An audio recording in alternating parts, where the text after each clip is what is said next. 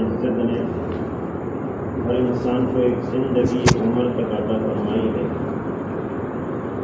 پھر زندگی گزارنے کا طریقہ بھی ساتھ میں بتا دیا، اور اس طریقے کو بتانے کے لیے اللہ تبارک و تعالیٰ نے اپنی کتاب قرآن مجید کی شکل میں عطا فرمایا، اور ساتھ میں کتاب کو سمجھانے کے لیے اپنا پیغمبر حضرت محمد رسول اللہ صلی اللہ علیہ وسلم کی شکل میں عطا فرمایا کہ انسان کو زندگی کے جس موڑ پر جس لائن کی ضرورت ہو، جس رہبری کی ضرورت ہو کہ بندہ اور انسان اس قرآن کریم کے ذریعے سے اپنا حل کر سکتا ہے، جہاں اٹکا قرآن کریم نے سیدھا اس کو راستہ بتا دیا، ھذا صراط ربک مستقیم، بندے کہاں بھٹک رہا ہے، یہ تیرے رب کا سیدھا راستہ ہے، یہاں چل۔ ہر موڑ پر قرآن نے راستہ بتایا، اور بندہ نے اگر قرآن کے مطابق اپنی زندگی کو بنایا اور اس رخ کو اپنا لیا تو ہمیشہ ہمیشہ کے لیے وہ کامیاب۔ اس لیے بندہ خود اللہ تبارک و تعالیٰ سے دن میں کئی مرتبہ سیدھے راستے کی بھیک مانگتا ہے، اہدنا الصراط المستقیم، اے اللہ مجھے سیدھے راستے کی ہدایت عطا فرما، سیدھا راستہ دکھا دے۔ سیدھے راستے کا مطلب آج ہم نماز تو پڑھ لیتے ہیں، لیکن اندر کیا مانگا جاتا ہے، میں اللہ تعالیٰ سے کیا سوال کر رہا ہوں مجھے خود کو پتہ نہیں۔ سورہ فاتحہ ایک آدمی 7 سال کی عمر سے لے کر 40 سال کی عمر تک، 55 سال کی عمر تک، 70 سال کی عمر تک پڑھتا جاتا ہے، لیکن بیچارے کو ابھی تک یہ پتہ نہیں سورہ فاتحہ میں بھی کیا مانگ رہا۔ بندہ کسی سے سوال کرے اور اس سوال کا مطلب ہی اس کو پتہ نہ ہو تو اس کی کیا عاجزی کرے گا۔ ایک بندہ کسی کے در پر جا کر بھیک مانگ رہا، اب وہ پوچھ رہا ہے کہ کیا ضرورت ہے، کہ ضرورت تو پتہ نہیں، بس آیا ہوں۔ اب ضرورت ہی کا احساس اس کو نہیں ہے، اور میں کیوں آیا ہوں اس کا بھی پتہ نہیں، زبان سے کیا بول رہا ہوں اس کا مفہوم پتہ نہیں، تو دینے والا کیا دے؟ میرے بھائیوں، ہم زندگی گزار رہے ہیں آج انسان بن کر، مگر ہماری زندگی کیسی گزر رہی ہے ہم جانتے ہیں۔ نماز میں پڑھ رہے بار بار اہدنا الصراط المستقیم، لیکن آج تک ہمیں پتہ نہیں میں کیا مانگ رہا ہوں۔ پتہ تو کیا ہوتا نماز میں ہی نہیں۔ مسجد میں آئے، امام صاحب کے حوالے کر دیا، اللہ اکبر، امام صاحب مجھے سنبھال لینا میں جا رہا ہوں۔ سلام تک کہیں دکان کا حساب، کہیں کھیتی کا حساب، آنے والے ہفتے کا حساب ہو رہا ہے، کس میں؟ نماز میں۔ دوسرا تو بیچارے کو وقت ملتا ہی نہیں، سب نماز میں ہو رہا ہے۔ زبان سے اہدنا الصراط المستقیم چل رہا ہے، لیکن کیا مطلب ہے، میں اللہ سے کیا مانگ رہا ہوں کچھ پتہ نہیں۔ کیا اللہ ہماری طرف متوجہ ہوں گے؟ بھائیو، ضرورت ہے اپنی نماز کو صحیح رخ پر لانے کی، تب جا کر کے یہ نماز ہماری نماز بنے گی، اور اس نماز کے ذریعے سے جو چاہا جاتا ہے وہ ہمیں 24 گھنٹے کی زندگی میں حاصل ہوگا۔ بہرحال اللہ پاک نے زندگی جو عطا فرمائی ہے صحیح رخ پر گزارنے کے لیے، اور صحیح رخ پر گزارنے کے لیے اللہ پاک نے کلام مجید عطا فرمایا کہ اس کو رہبر بناؤ، اور اپنی زندگی کے ہر موڑ پر اس کو سامنے رکھ کر چلو، کہیں بھٹکو گے نہیں۔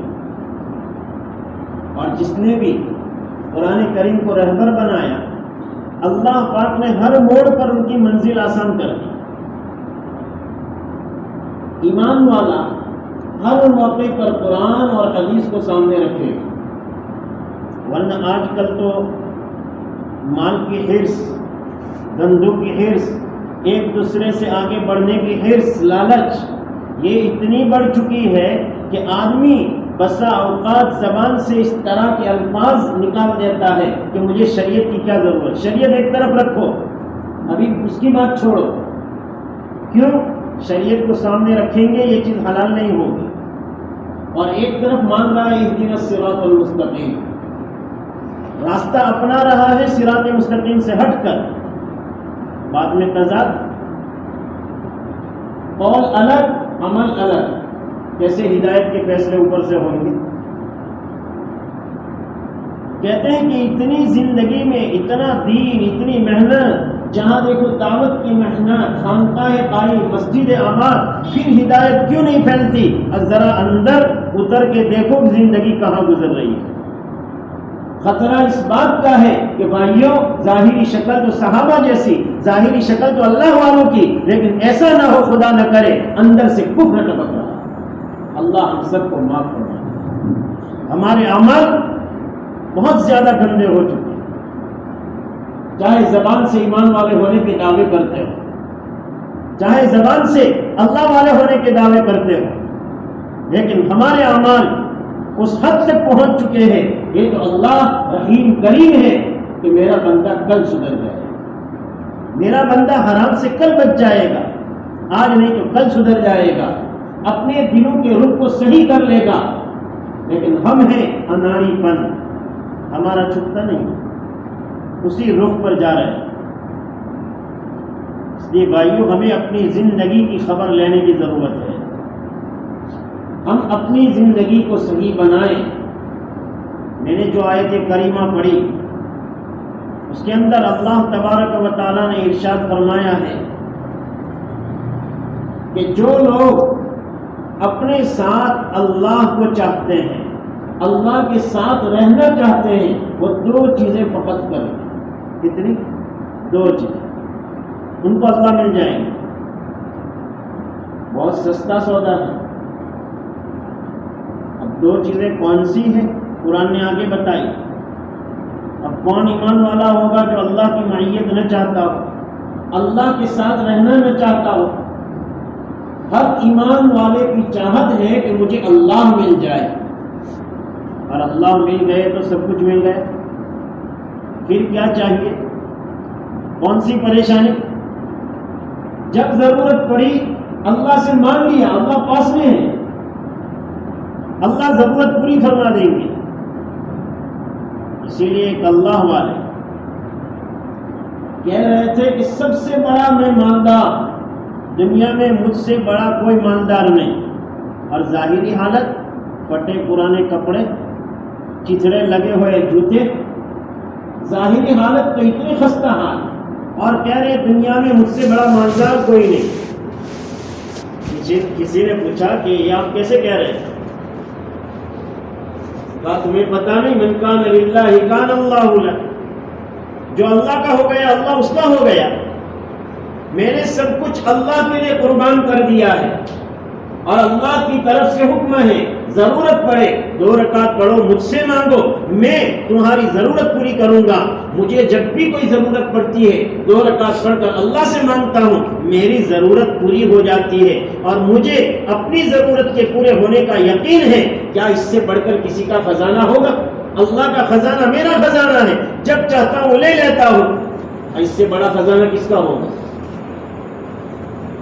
یہ ہے اللہ کی معیت کہ بندے کو جب ضرورت پڑی اللہ سے مانگا، اللہ متوجہ ہوئے بندے کی ضرورت پوری کر دی. یہ اللہ کی معیت، اللہ کا ساتھ نصیب ہوتا ہے 2 کام کرنے والوں. کون سے ایسے 2 کام ہیں اتنے اہم؟ اور صرف 2 کام. ان اللہ مع الذین اتقوا والذین هم محسنون. پہلا کام تقوی والے لوگ، جو لوگ اپنی زندگی میں تقوی اختیار کرتے ہیں، ہر موڑ پر تقوی کو سامنے رکھتے ہیں، کمائی میں، نماز میں، عبادات میں، معاشرے میں، معاملات میں، اخلاق میں، ہر لائن میں تقوی سامنے رکھ کر چلتے ہیں. اللہ ان کے پاس موجود ہے، جو چاہے اللہ سے اپنا منظور کروا لے. ان اللہ مع الذین اتقوا. لیکن تقوی ہے کیا؟ تقویٰ کیا ہے؟ ایک صحابی نے دوسرے صحابی سے پوچھا کہ تقویٰ کیا ہے؟ کہا خاردار وادی میں نہیں چلتے، پہاڑ ہو، تھوڑا سا راستہ ہو تو تم وہاں سے کیسے چلتے ہو؟ اپنے کپڑوں کو بچاتے ہوئے، اپنے جسم کو سمیٹتے ہوئے جس انداز سے چلتے ہو، یہی تقویٰ ہے۔ دنیا کے جس گوشے میں چلو، جس کونے میں چلو، اپنے آپ کو حرام سے اس طرح بچا کر چلو، یہی تقویٰ ہے۔ نماز پڑھ رہے ہیں،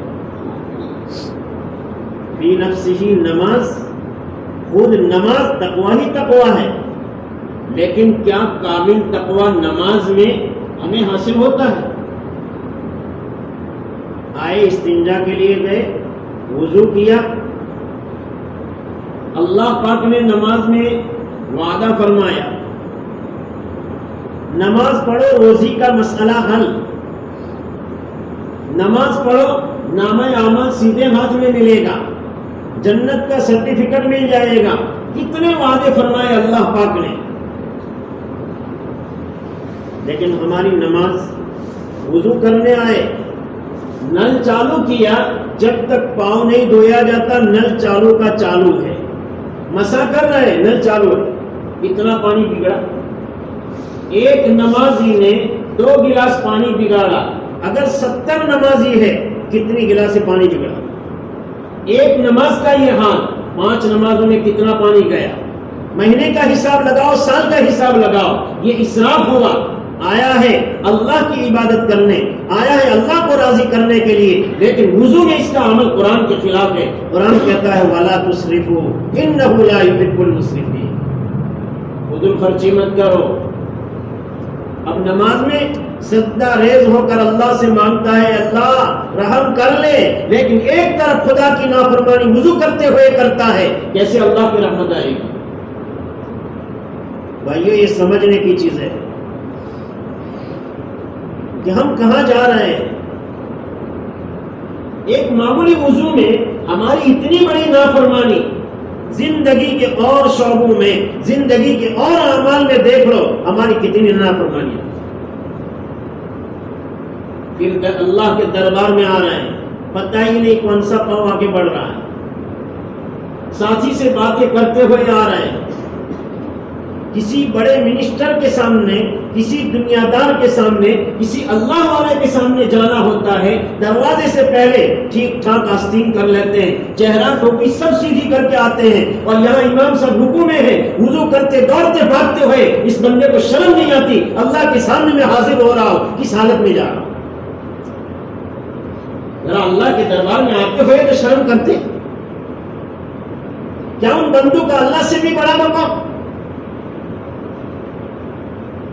اور پھر نماز میں آ کر کہہ رہا ہے سبحان ربی العظیم، سبحان ربی الاعلیٰ، پھر اللہ سے ہدایت مانگتا ہے، ایک طرف نافرمانی اور ایک طرف بھیک مانگ رہا ہے۔ کسی کے در پر فقیر اس کی بیٹی بہو کو غلط نگاہ سے دیکھے، ایک طرف نظر بھی ڈال رہا ہے، زبان سے کہہ رہا ہے کچھ دے دو محتاج ہوں، کیا کوئی دے گا؟ ایک طرف گناہ اور ایک طرف بھیک، کیسے مل سکتا ہے؟ اب نماز میں ہماری صفوں کی ترتیب بھی دیکھ، کتنے فاصلے سے ہم کھڑے رہتے ہیں۔ حدیث شریف میں ہے سووا صفوفکم واعتدلوا، اپنی صفیں سیدھی کرو، کندھے سے کندھا ملا کر کھڑے رہو۔ ہم اپنی نمازوں کا جائزہ لیں۔ مجھے تو ہر نماز میں ساتھی کو کھینچنا پڑا، ابھی یہاں جتنی نمازیں پڑھی ساتھی کو آگے کرنا پڑا، کوئی بیچ میں فصل ہے قریب آ جائے۔ اب کتنا فصل، اب یہ ہماری نمازیں قابل قبول کیسے ہو؟ حضور اکرم صلی اللہ تعالی علیہ وسلم نے ارشاد فرمایا لَتُسَوُّنَّ صُفُوفَكُمْ أَوْ لَيُخَالِفَنَّ اللَّهُ بَيْنَ وُجُوهِكُمْ، اپنی صفیں ضرور بھی ضرور سیدھی کرو، ورنہ اللہ پاک تمہارے چہروں کے درمیان مخالفت ڈال دے گا۔ بعض محدثین نے فرمایا بین وجوہکم ای بین قلوبکم، تمہارے دلوں میں منافرت، تمہارے دلوں میں نفرتیں پیدا ہو جائے گی، کوئی کسی کا چہرہ دیکھنے کو تیار نہیں ہو۔ اس کا اثر ہو رہا ہے، یہاں صفیں سیدھی نہیں ہوتی، چہرے ایک دوسرے سے پھیرے جا رہے ہیں۔ میں نہیں کہتا، اللہ کے رسول کا ارشاد کہ نماز کی صفیں صحیح نہیں ہوگی، بیچ میں جگہ، صفیں آگے پیچھے، نتیجہ کیا ہوگا؟ دل بھی آگے پیچھے ہو جائیں گے، کوئی کسی کا چہرہ دیکھنا نہیں چاہے گا۔ کیا آج ہمارا یہ حال نہیں ہو گیا؟ ایک دوسرے کے چہرے سے نفرت، ظاہری اعتبار سے دیکھو تو زبان تو اتنی میٹھی کہ شہد اور شکر بھی پھیکی پڑ جائے، لیکن اندر اندر اتنے کڑ رہے ہیں، اس کے پاس اتنا علم کہاں سے آ گیا؟ یہ اتنا بولنے والا کہاں سے بن گیا؟ اس کے پاس اتنا مال کیسے آ گیا؟ ٹھیک ہے جو کچھ ہے ٹھیک ہے، وہ تو بن مٹھی رہنے دو نا بھائی، وہ اشارہ کر رہا ہے حرام روزی آ رہی ہے، تجھے کیا پڑی ہے اس کی؟ ہر بندے کو اپنی فکر کی ضرورت ہے میرے بھائی، اپنی صفوں کو بھی درست رکھنے کی ضرورت ہے۔ صفیں ٹیڑھی ہوگی ہمارے چہرے بدل جائیں گے، صفیں ٹیڑھی ہوگی ہمارے دل بدل جائیں گے، کوئی کسی کی طرف دیکھنے کو تیار نہیں ہوگا۔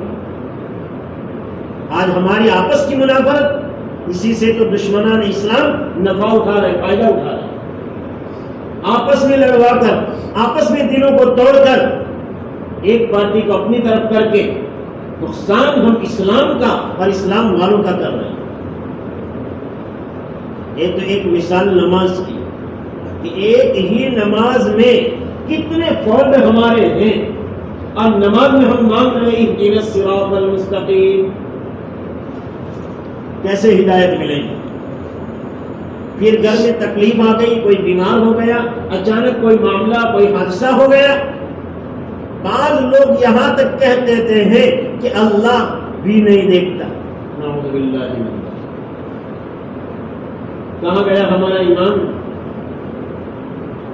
اللہ کے بارے میں یہ خیال، ارے یہ تو ہمارے کرتوتوں کا نتیجہ ہے، جیسے کرتوت، جیسے اعمال اوپر پہنچتے ہیں ویسے فیصلے اوپر سے اترتے ہیں۔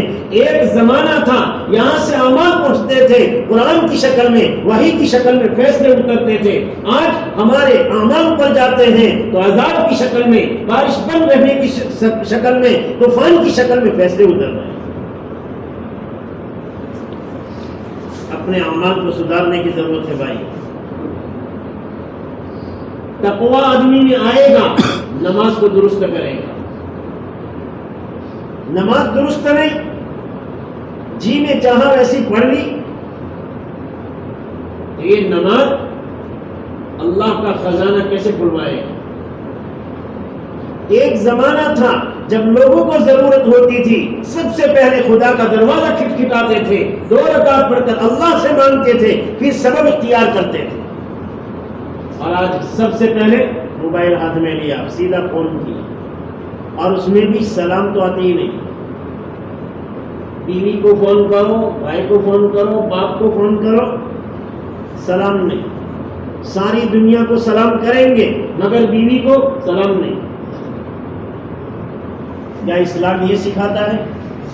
حالانکہ گھر میں داخل ہونے کی ابتدا، بات کی ابتدا سلام سے ہونا چاہیے۔ افشوا السلام بینکم، سلام کا آپس میں رواج دو۔ گھر میں فون کرتے سلام نہیں کرتے۔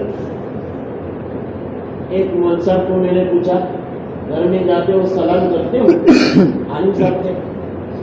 کہا ماں ہوتی ہے تو کرتا، اور اگر بہری ہے تو نہیں کرتا۔ کیوں؟ اس شرم آتی ہے۔ یہ شرم نہیں ہے، اندر کا تکبر ہے، میں بیوی کو سلام کروں۔ اسی لیے کہا سلام کرنے میں پہل کرنے والا متواضع آدمی ہے، تواضع والا ہے، اس میں عاجزی اور انکساری ٹپکتی ہے۔ کہتے ہیں بیوی کو سلام کرتے ہوئے شرم آتی ہے، یہ شرم نہیں، اندر کا تکبر ہے۔ اس چھوٹی ذات کو میں سلام کروں؟ میرے بھائیو چھوٹی ذات مت سمجھو، اپنے کو چھوٹا بنا کے جب آگے بڑھ کر سلام کریں گے اللہ کی طرف سے سلامتی ملے گی۔ اور بیوی بھی فون کرتی تو وہ بھی سلام نہیں کرتی۔ بہت سارے لوگوں کو ٹوکنا پڑتا ہے اس بات کا۔ پاس میں بیٹھے فون کیا، بس سیدھی بات شروع. انداز سے پتا چل جاتا ہے کہ گھر پر فون کیا، پوچھا کس کو فون کیا کہ گھر والوں کو، تو سلام. یا شرم آ رہی ہے؟ کب تک ہم متکبرانہ چال چلتے رہیں گے بھائیوں؟ اللہ کے نبی کے ارشاد ہمارے سامنے، جانتے سب کچھ ہے مگر عمل نہیں، تو پھر اللہ کی معیت کیسے ملے گی؟ زندگی میں تقوی آتا نہیں، نماز رسول کے طریقے کی ہے نہیں، سلام رسول والا طریقہ اس میں نہیں ہے، گھر میں داخل ہونے کا طریقہ رسول والا نہیں ہے، تو پھر کیسے آئے؟ اللہ کی معیت کیسے نصیب ہوگی؟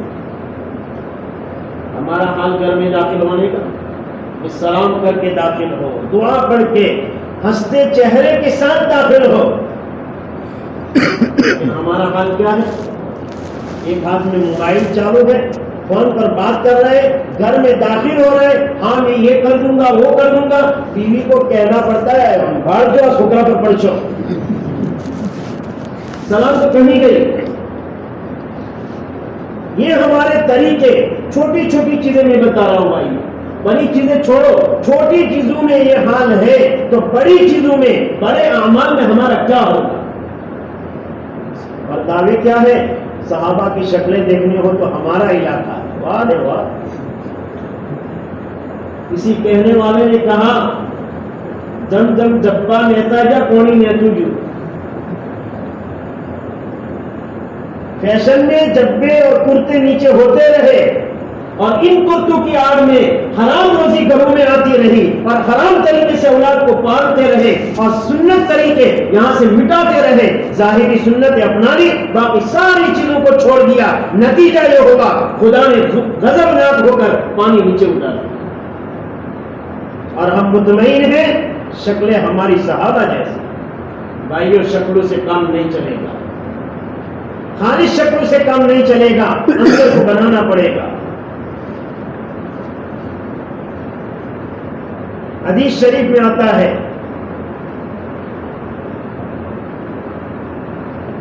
کہ پورے علاقے میں، پوری بستی میں، جس محلے میں، جس بستی میں ایک قاطع رحیم یعنی رشتہ توڑنے والا، آپس میں نفرت رکھنے والا، دل کی کھٹاس رکھنے والا پوری بستی میں ایک آدمی ہوگا، وہاں خدا کی رحمت نہیں اترتی. میرے بھائیوں جس بستی میں گھر میں ایسے پھٹے دل ہو وہاں خدا کی رحمت کیسے اترے؟ خدا کی رحمت کو اتارنے کے لیے اندر کے دلوں کا رخ صحیح کرنا پڑے گا. بھائیوں سے محبت، میل ملاپ، بھائیوں کی ہمدردی. آج تو بھائی کی اچھائی دیکھی نہیں جاتی. میرا بھائی آگے بڑھ رہا ہے، ترقی کر رہا ہے، خوشی کا موقع ہے. میرا بھائی کل میرے ہی کام آئے گا، میری ہی ضرورت اسی سے وابستہ ہوگی. لیکن نہیں، حسد میں ہم جل جاتے ہیں. علامہ حسکفی، علاء الدین حسکفی رحمۃ اللہ علیہ نے لکھا ہے الا وان الحسد حسد من تعلق به هلك. سنو، حسد ایک کانٹا ہے، جس کو لگتا ہے اسی کو ہلاک کرتا ہے. جلنے والا خود ہی ہلاک ہوتا ہے، دوسرا ہلاک نہیں ہوتا. یہ دل صاف رکھنے کی ضرورت ہے. اللہ پاک نے ارشاد فرمایا ہے یوم لا ينفع مال ولا بنون الا من اتى الله بقلب سلیم.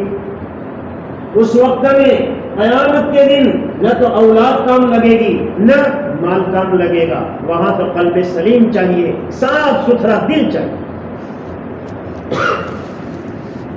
جس دل میں طرح طرح کے خرافات، بھائیوں کا میل بھرا ہو، حسد کینہ بغض عداوت بھرا ہو، میرے بھائیوں اس دل پر اللہ کی رحمت کیسے اترے گی؟ اللہ کیسے آئیں گے؟ اللہ جو آتے ہیں صاف دل میں آتے ہیں. صاف دل. اللہ کے رہنے کی اگر کوئی جگہ ہے مومن کا دل ہے. لیکن کیا کوڑا کرکٹ میں کوئی آدمی رہتا ہے؟ ایک انسان وہ کوڑا کرکٹ میں رہنا پسند نہیں کرتا، تو اللہ پاک گندے دل میں رہنا کیسے پسند فرمائے؟ یہ دل کی ستھرائی، دل کی صفائی میرے بھائیوں ہر ایک کو ضرورت ہے۔ میں کوئی پاک نہیں ہوں، میں بھی ایک انسان ہوں آپ جیسا۔ بولنے کا مطلب یہ نہیں کہ میں پاک ہو گیا پاکیزہ، نہیں، میں سب سے پہلے اپنے کو مخاطب کر کے کہتا ہوں، سب سے پہلے مجھے ضرورت، پھر آپ کو ضرورت۔ کہنے والا کہتا ہے اپنے کو سامنے رکھ کر، اپنی بیماریوں کو سامنے رکھ کر۔ حضرت تھانوی علیہ رحمہ فرماتے ہیں میں اپنے وعظ میں وہی باتیں بتاتا ہوں جو میری بیماری ہوتی ہے تاکہ میرا علاج ہو جائے۔ تو آدمی کو چاہیے وہی بیماریاں بیان کرے جو اپنے اندر ہو تاکہ میرا علاج ہو، اور میرے ذریعے سے جو بھی فائدہ اٹھانا چاہے اٹھا سکتا ہے۔ اس دل کو میرے بھائیوں پاکیزہ بنائیں، اسی کا نام تقویٰ ہے۔ اللہ کی معیت تب جا کر کے حاصل ہوتی ہے۔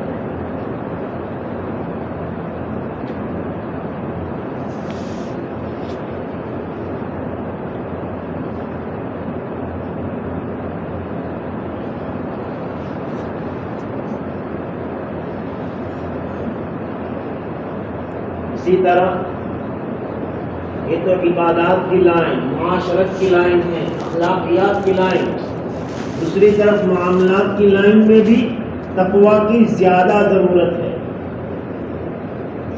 تقویٰ سب سے بڑا اسی میں ضرورت ہے کہ آدمی معاشرت اور معاملات میں تقویٰ اختیار کرے۔